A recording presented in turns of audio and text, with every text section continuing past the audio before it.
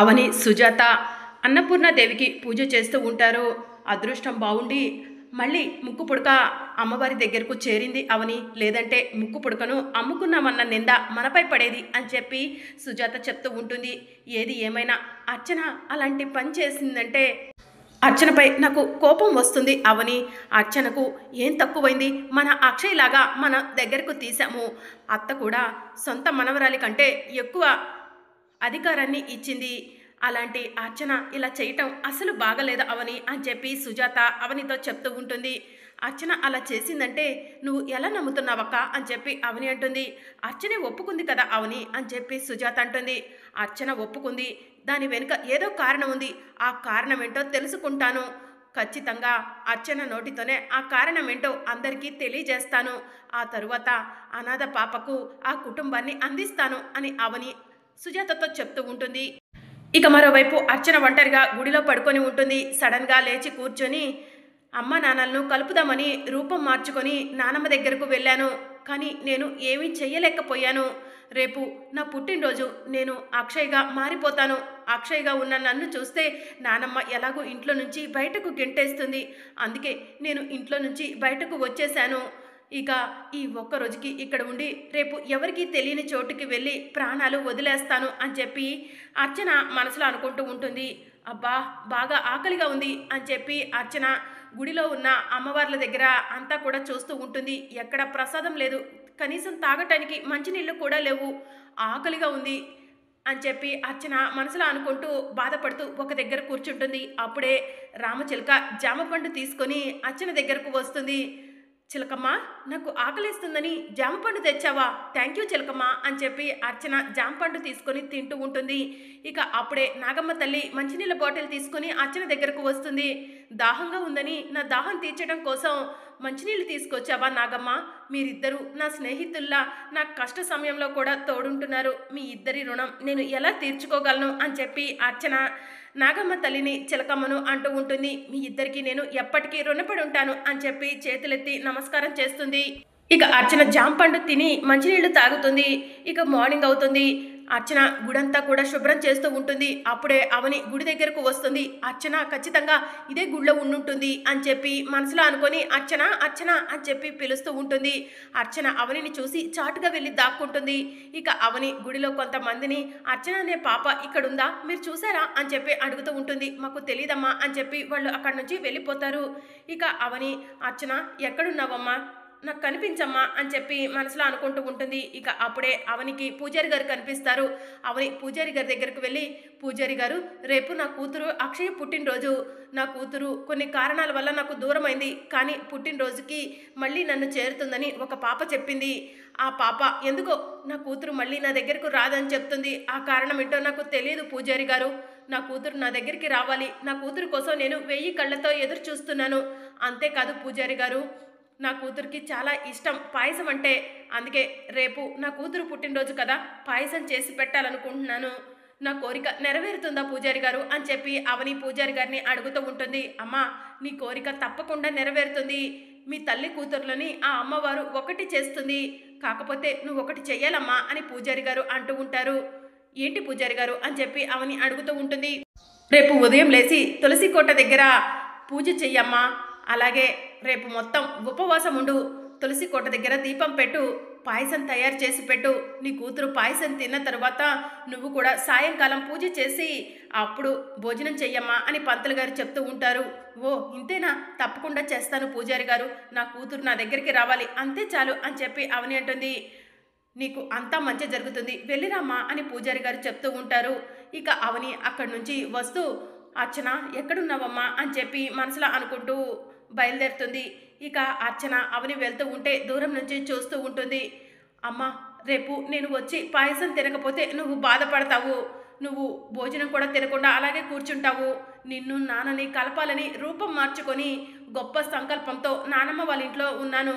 కానీ నేను అనుకున్న పని చేయలేకపోయానమ్మా అని చెప్పి అర్చన మనసులో అనుకుంటూ ఉంటుంది. అమ్మ, నీకోసమైనా రేపు వస్తానమ్మా, నిన్ను కలుస్తాను, నువ్వు చేసిన పాయసం తింటాను, నిన్ను తృప్తిపరిచి మళ్ళీ నేను తిరిగి వెళ్ళిపోతానమ్మా అని చెప్పి అర్చన మనసులో అనుకుంటూ ఉంటుంది. ఇక మరోవైపు రాహుల్ మాయ ఆఫీస్కి వెళ్తాడు. శ్రీకర్ గడు పనిచేసేది ఈ ఆఫీస్లోనే కదా, వాడిని మెడపట్టి ఈరోజే ఆఫీస్ నుంచి బయటకు గెంటిస్తాను అని చెప్పి రాహుల్ మనసులో అనుకుని ఆఫీస్లోకి వెళ్తూ ఉంటాడు. ఇక అప్పుడే శ్రీకర్ కాఫీ తాగుతూ రాహుల్ని చూసుకోకుండా రాహుల్కి డాష్ ఇస్తాడు.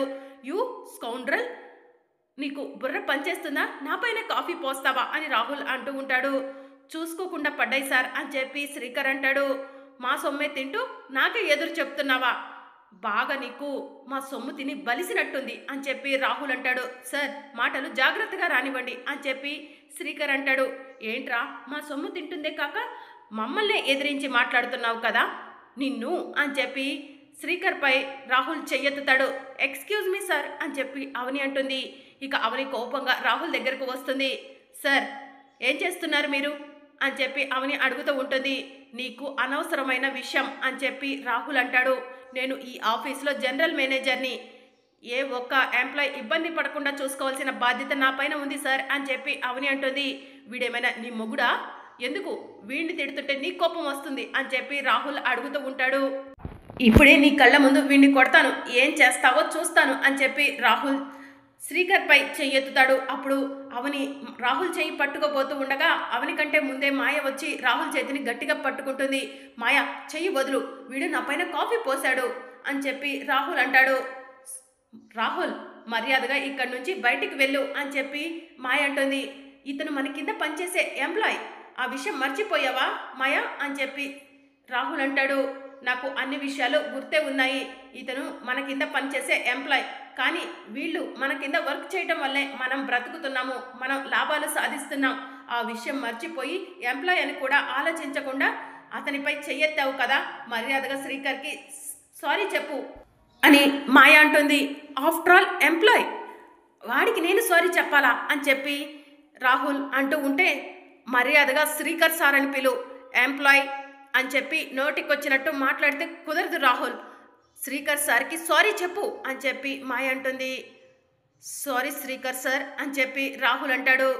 నువ్వు నాతో మాట్లాడాలనుకుంటే ఎక్కడైనా రెస్టారెంట్లో కలుద్దాం, అంతేకాని ఇలా ఆఫీస్కి వచ్చి ఎంప్లాయీస్ని ఇబ్బంది పెడితే ఒప్పుకోను రాహుల్, ఇక్కడి నుంచి వెళ్ళిపో అని మాయ అనగానే రాహుల్ మాయ వైపు కోపంగా చూస్తూ అక్కడి నుంచి వెళ్ళిపోతాడు. సారీ శ్రీకర్ గారు అని చెప్పి మాయ అంటుంది. అయ్యో అతను తప్పు చేస్తే మీరు క్షమాపణ చెప్తారేంటి అని చెప్పి శ్రీకర్ అంటాడు. అతను నాకు కాబోయే హస్బెండ్ కదా, అతను తప్పు చేస్తే నేనే కదా నీకు సారీ చెప్పాల్సింది అని చెప్పి మాయ అంటుంది. పర్వాలేదు మేడం అని చెప్పి శ్రీకర్ అంటాడు.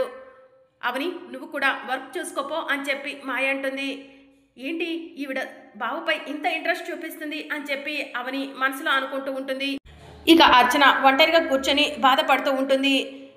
నేను రేపు చచ్చిపోవాలి, నేను ఇక బ్రతకూడదు, నేను బ్రతుకుంటే అమ్మ ఎప్పటికైనా నేను తిరిగి వస్తానని ఎదురు చూస్తూ ఉంటుంది, నేను చచ్చిపోయానని అమ్మకు తెలియాలి అని చెప్పి అర్చన మనసులో అనుకుంటూ ఉంటుంది. అప్పుడే భవానీ ప్రత్యక్షమవుతుంది. అర్చన అని చెప్పి పిలవటంతో భవానీ అని అర్చన లేచి నుంచోబోతూ ఉంటే కూర్చో అర్చన అని చెప్పి భవానీ అంటుంది. ఇక భవానీయే అర్చన పక్కన కూర్చుంటుంది. అమ్మ అర్చన, సమయం చాలా విలువైంది, దాన్ని వృధా చేసుకోకూడదు అని చెప్పి భవానీ అంటుంది. నువ్వు నా గురించే చెప్తున్నావు కదా భవానీ, నేను సమయాన్ని వృధా చేసుకున్నావని అలా చెప్తున్నావు కదా భవానీ అని చెప్పి అర్చన అంటూ ఉంటుంది. నీకే కాదమ్మా, ప్రతి ఒక్కరికి సమయం విలువ తెలియాలని చెప్తున్నాను అని చెప్పి భవానీ అంటూ ఉంటుంది. భవానీ, అమ్మను నాన్నను కలపాలని రూపం మార్చుకొని నేను నానమ్మ ఇంటికి వెళ్ళాను, కానీ నేను ఏం చేయలేకపోయాను భవానీ అని అర్చన బాధపడుతూ ఉంటుంది.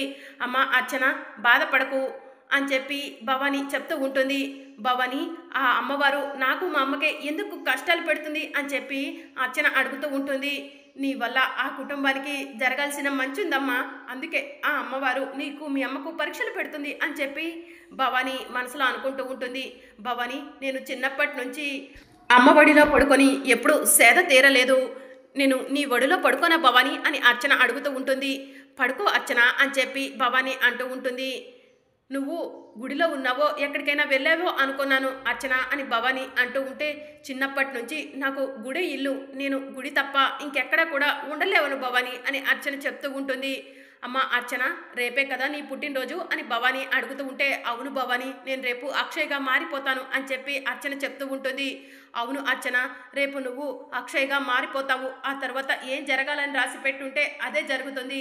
అంతేకాదు రేపు ఒక ముఖ్యమైన కార్యం కూడా ఉంది అని చెప్పి భవాని చెప్తూ ఉంటుంది. ముఖ్యమైన కార్యమా? ఏంటది? అని చెప్పి అర్చన అడుగుతూ ఉంటుంది. రేపు కార్తీక పౌర్ణమి. రేపు అర్ధరాత్రి 12 గంటలకు వస్తుంది అర్చన. ఆ సమయంలో నీకు పవిత్రమైన స్నానం చేపిస్తాను. ఆ సమయంలో నీకు ఏదైనా మంచి జరగవచ్చు అని భవాని చెప్తూ ఉంటుంది.